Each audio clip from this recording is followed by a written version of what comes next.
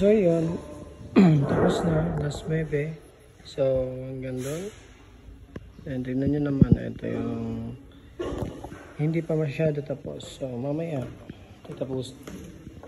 So yun, ayun, natapos pa lang natin mag-set up itong mga bulaklak. So yan.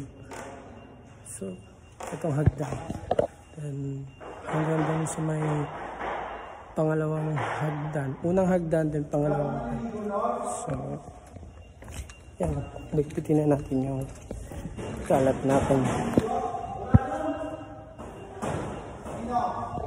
Ito. Tara. Mamaya, samahan nyo kami yung video. Samahan nyo akong ikutin ko. Mamaya. So yun, for today's video, ayan. Nakikita niyan sa may Hell Barn. Romer. What's up, guys? So, nakikita niyan sa may Hell Barn. Ayan, ito yung guest table. Ulit. So, yun. Ito yung stairs. Then, sinet up natin yung bulaklak na yan. So, ito yung sample pang malapitan. Yan. Ito yung pang malapitang sample na bulaklak. So, ini. Yan. Ito yung VIP table. You know? Napaka-grande na naman na itong VIP table namin. So, makikita nyo. Yan. Ang ganda. Diba? Ang ganda. Then, ito yung backdrop. Just table. Yan. Ikutin ko kayo dito. Then, mamaya, mas magaganda pa to pag meron ng ilaw. Yan si Mark, taga Kasiguran. Kasiguran, Sorsogon. So, ito yung entrance.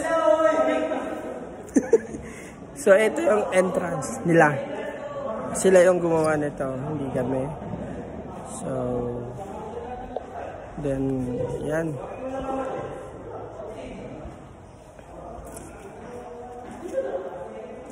Ito yung stairs. Yan, mas gaganda pa yan pag meron ng ilaw. So, niyan, tapos na kami mag-set up. Waiting na lang saan, alas 12, yan. Tapos cocktail time. So, may nangarigis na kay Puan Dide, bago ka mo mag-set up. Yan. Alas niya yun, entero. Isi-set up niya yan. Ini. Halik sa may truck. Then, set up na niyo. After some set up, yan, erog na sa ni tsura, mga rigos ka na, kay maliwang ka pa pang waiter na bado, puti. Yun, yung uniform ng towns. So, kung naimod niyo, yan.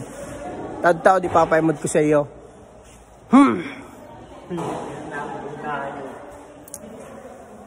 Mau ini, ha?